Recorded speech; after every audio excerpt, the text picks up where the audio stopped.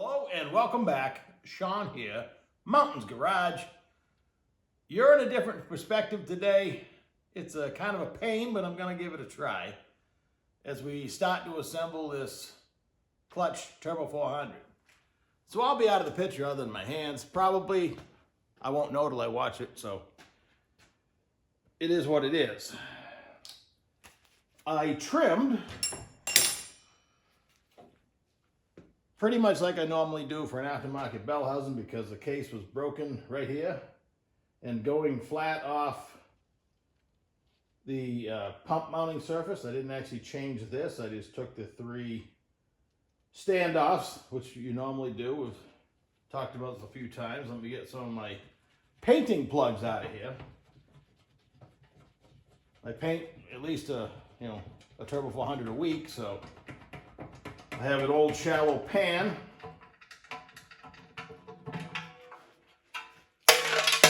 that I throw all my painting dummies in. That's nothing but a piece of cardboard that's been painted 1,000 times. I got plugs for every hole.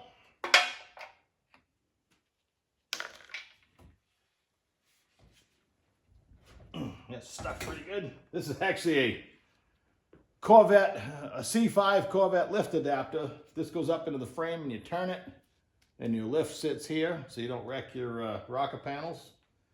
But I found out it happens to fit the governor cover perfectly, and I've since got quite the buildup. What you can't see and I didn't need is a speedometer plug because it has a cup plug in it.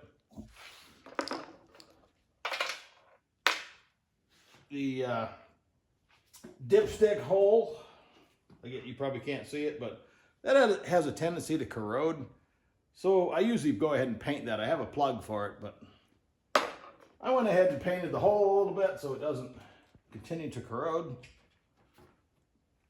I put these in finger tight, but the paint kind of locked them in. This tail housing plug, if you will, is nothing but a piece of cardboard, and she's seen better days, but it still does the job pretty good. She leaked a little bit, but a little brake clean that'll come right off. So, like I was saying, I didn't get quite as aggressive here and here where the aftermarket bell would still hit these because it's just getting the adapter for the clutch turbo, but I was able to at least make it look decent. At least it doesn't look broken. And that was important to me. The rest of the case appears to be fine. I drilled and tapped for an 1/8 pipe vent right there. Now, we can have the fun part of starting assembly. So, get my plugs out of the way. Step 1, a while back, I made that in the lathe.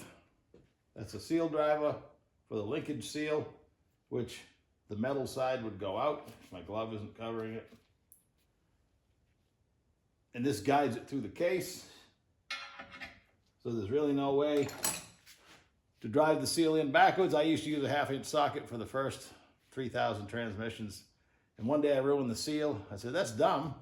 Let's make a tool. And then I bought a tool that's very similar.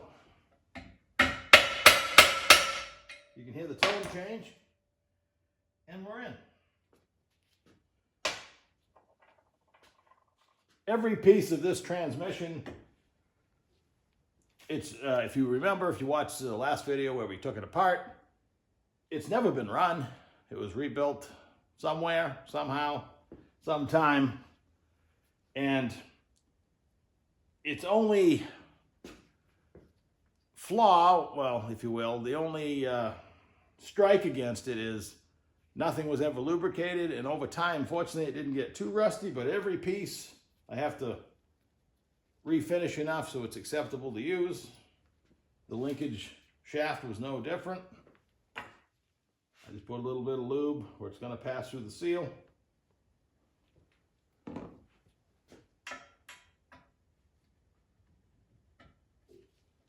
Should go in by hand. Like that. where it's binding is actually, even though I wire wheeled and filed, it's not perfectly round where the rooster goes. Right here, where that rectangle locks in. So the rooster always goes, if it happens to be in two pieces. This pin is going to engage the valve body on the rooster, so it has to face toward the middle, and the linkage goes in from the outside because it's going to ride along the case. So we can throw that up on there. It does not matter 180 degrees either way. The original nut, this is has serrations on it, and it's pretty thin. Most of them are a regular width, but most always something special. It's 3/8 fine. But now you just got to guide the rooster onto its little shaft without binding it up.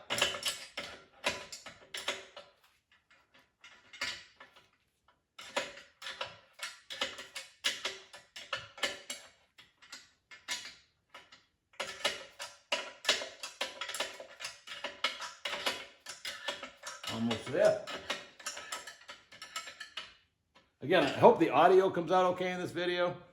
You're right above me, so maybe. So now I've watched it. It's flat against the shaft. I let the rooster go right down against the case. Make sure I get it nice and tight. Not too much, of course. It's all your own judgment. So there. Now to keep the shaft from moving in and out is an actual finish nail that is kind of hard to find in the hardware store. I found some that are close. Believe it or not, this whole linkage setup with the guide and everything we're going to put in, when you have to buy it new, like if you buy a reed case, ATI Automatics sells every piece. Nowadays it's going to cost you about 150 bucks for all the pieces. And that does not, they don't sell the nail. So this nail has been bent before, which I'm against, but two things will happen. It'll, once I get it in the case, it won't fall back out. When they're perfectly smooth, they will fall back out. I'm against bending it. Once the pump is in place, it can't fall out. The actual back half of the pump will prevent that nail from falling out. Most people feel they need to bend it. That one just went in tight enough. What you're trying to prevent is when you turn the transmission like this, if the nail falls out and you don't notice it, and then you either don't notice it at all or notice it after you put the pump in, you can actually bend that nail enough and you can get it in there, but it's not as much fun as it sounds. Might as well finish with the park mechanism. So I've cleaned up everything pretty good, and I'm going to spray it with WD-40 or something before I put the pan on, just to make sure. Now we need our parking pawl. This will go in either way, but from the factory, this square was against the case. So you hook it around there, goes around the case right there. Now it's spring loaded. This is going to lay on top. You could probably put this on. Let's see if we can put it on backwards. Nope. I'm not saying you can't, but it naturally wants to guide it one way, and what it's doing is shoving this over to lock into the lugs on the lower unit to give you a park position.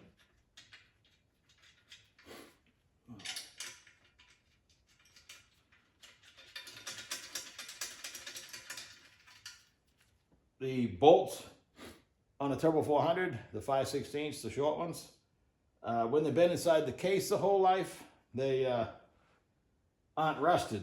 The ones that are outside, like for the governor cover, are rusted. So that's how you tell which ones go where. And I need my 1/2-inch socket and a ratchet. And if you're into torquing these internal bolts, you can do that all at the same time after you put the valve body on.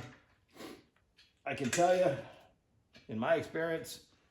This case is almost as old as I am. And, you know, aluminum, it's direct thread into aluminum. Use your judgment. I mean, wrist tight, that's beyond wrist tight, that's ratchet tight, but you can torque it if you'd like to.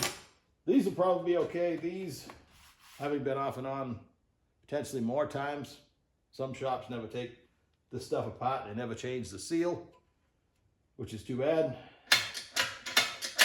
Now you can see the pawl, the bell shaped, is forced against, and it moves that in. We're good.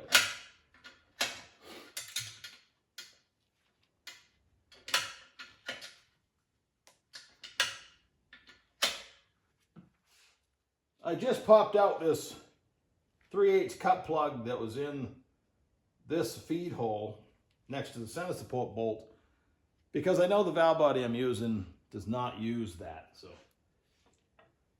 I've been meaning to do that the whole time I'm prepping and looking for other modifications that may or may not have been done. I think I found them all. Moving on. The governor cover, I went ahead and cleaned and painted and turned it around. Typically it would go like this on the outside. And believe it or not, a lot of people don't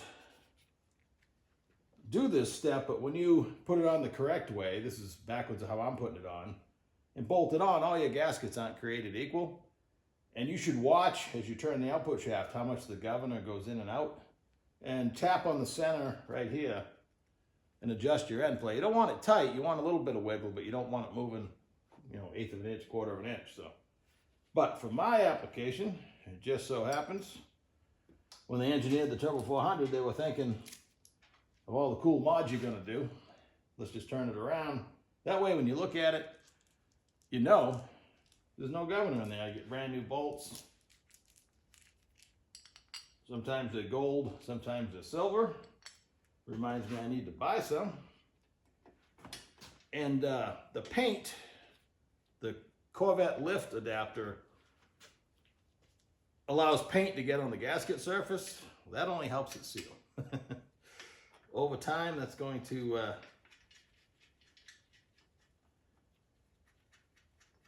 with heat only make the seal better. So, all right, we'll go back and tighten them in a minute.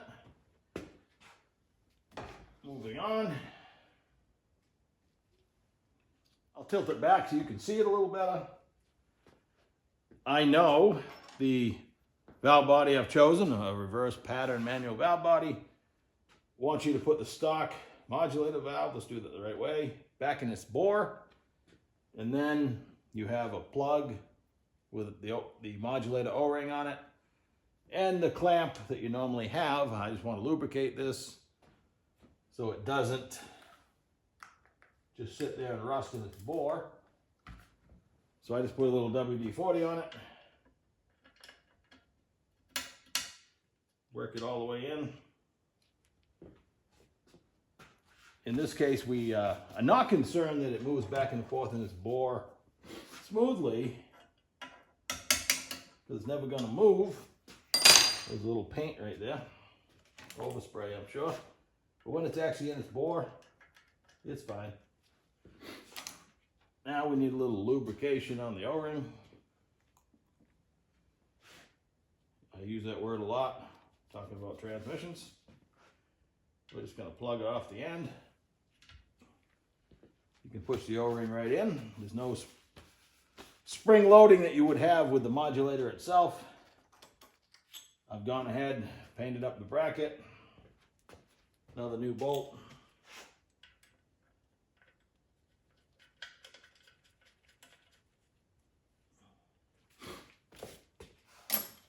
And again,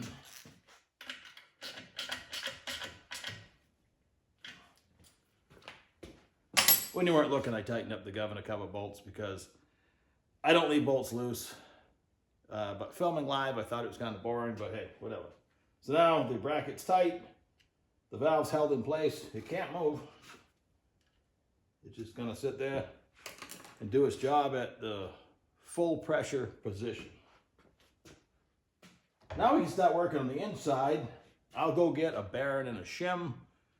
I'm gonna rollerize the bottom of the case, but nothing is stopping me from going ahead and putting my perfectly good band in. If this isn't new, it's a nice replacement. This will fit down. This is where your interference is gonna come from going through the case. Let me tighten this up. I'm scratching my paint here. I have to touch that up right there. It's coming. So, maybe you can see it. On a Reed case or an aftermarket case, this goes down through the case.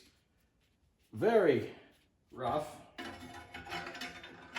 So on a 400 stock case, you can massage it down in there. I'm close now, and I like to take a screwdriver up through the servo hole, and you see it lock right into the pins. And when you push it in, it'll relieve it and you can cock it. And I've just kind of squared it up. I can see I'm all the way up against my lugs. If I was band apply, that's what I look like right there. That's ready. Now, the fretting ring, another piece I've had to shine up. And in this case, I put the opening in the opening. That way it's sitting on aluminum all the way around. It does no good if you cover the opening. Maybe it does. I don't know. I just put it back where the factory tells you to. I don't know if you can see that or not. I'm just guessing. But don't put it against the band like the last transmission I stripped before this one.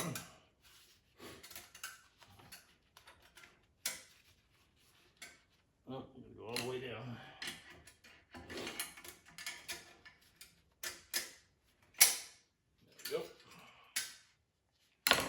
Should move pretty easy once it's in position. And sometimes you take the transmission back apart and it's migrated down here or somewhere, but the center support's going to sit on there. Now we go find a bearing and a shim. I'll be right back. Okay, I got the bearing, but before I put it in, I'm going to put some lube, quite a bit of it, on the bushing in the rear of the case. I'm going to reach my finger in and put it in so it's going to stick the shim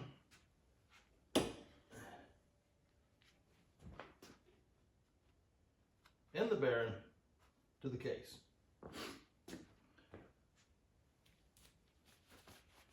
The bearing is genuine GM. It's a 943 6851.